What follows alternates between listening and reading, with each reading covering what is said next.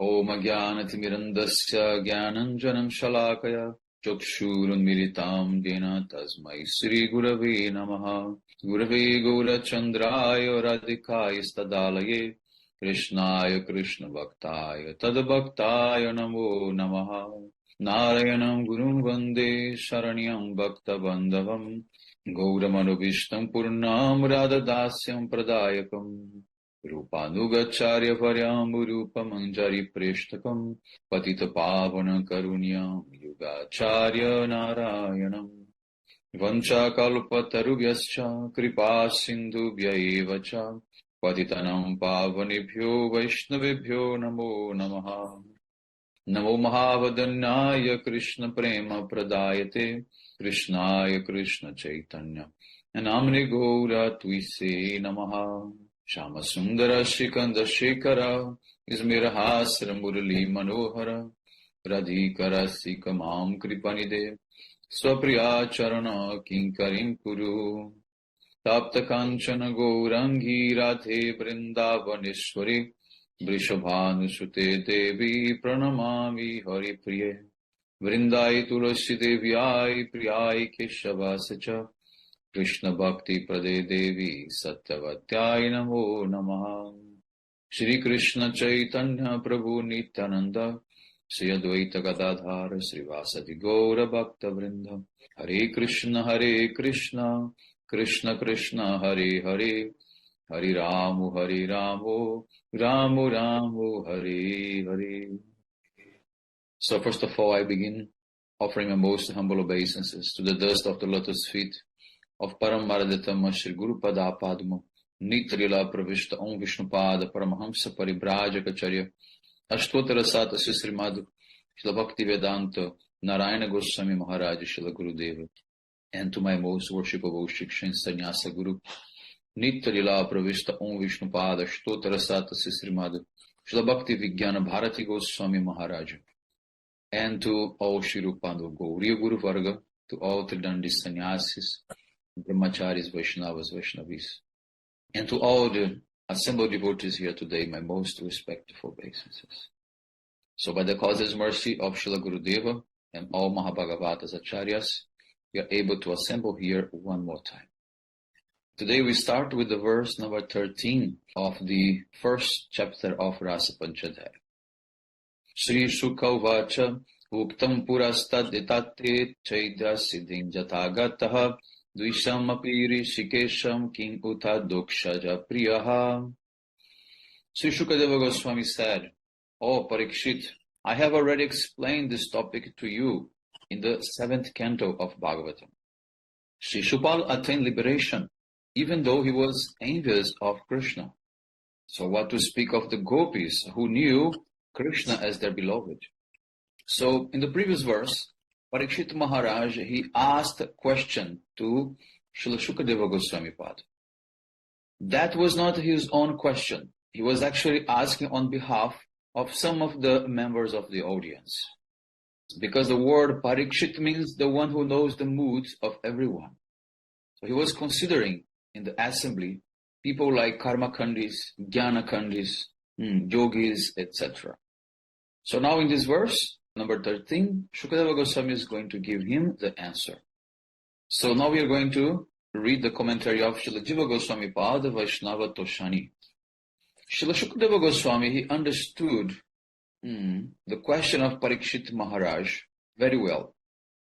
And he knew also that Parikshit Maharaj was not having such doubt. But just to express his dissatisfaction with such type of question, he became a little bit angry. So he became angry to somehow reproach or to little bit denounce those who are averse to bhakti. With this intention, he spoke this verse, beginning with Uktam Purastat. O Parikshit, I have already told you about this in the 7th canto. But even Shishupal attained perfection by hating Shri Krishna. So it means that here perfection means that he attained the desired goal. So that is to say, Shishupal, he was reinstated to his previous position as a Vaikuntha associate. So this is related in Srimad Bhagavatam 7.147. These two associates of Vishnu were always absorbed in enmity towards him. And due to this absorption, they again received Sarupa Mukti and went back to Sri Krishna.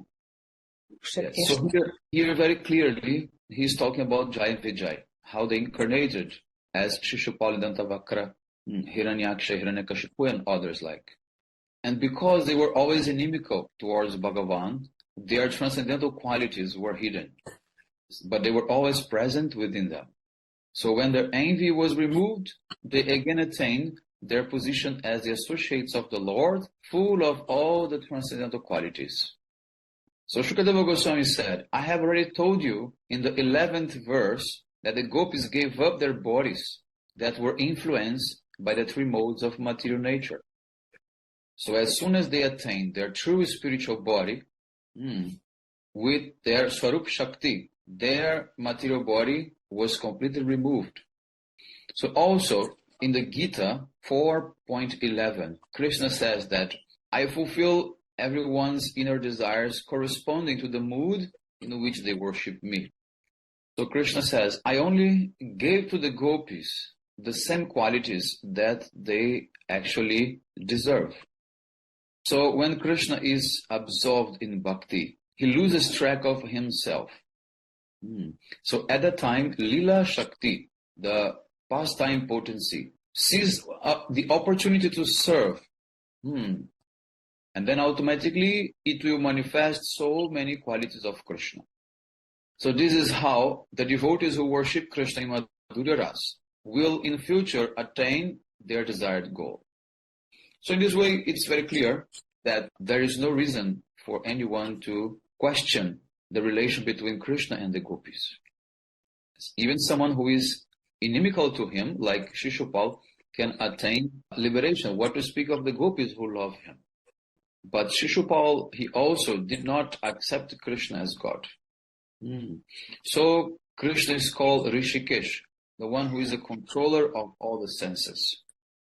And he's also known as Adoksaja, who is beyond the material sense perception.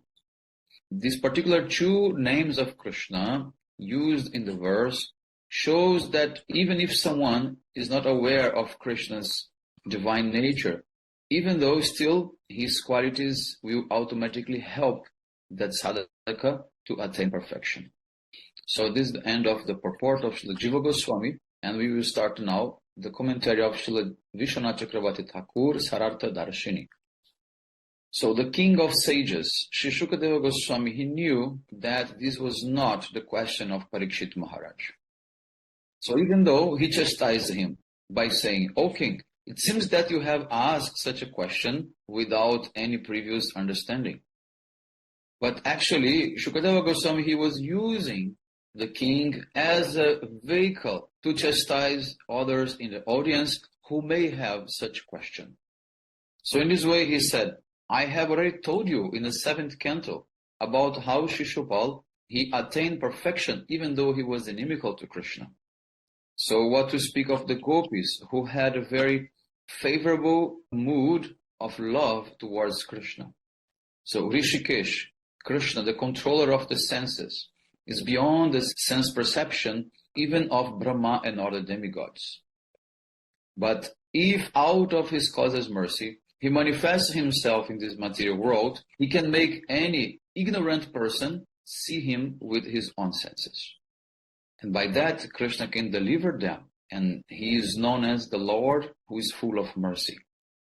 So if that Krishna displays such mercy for the fallen souls, how he should reciprocate with the gopis who are the receptacle of all his love?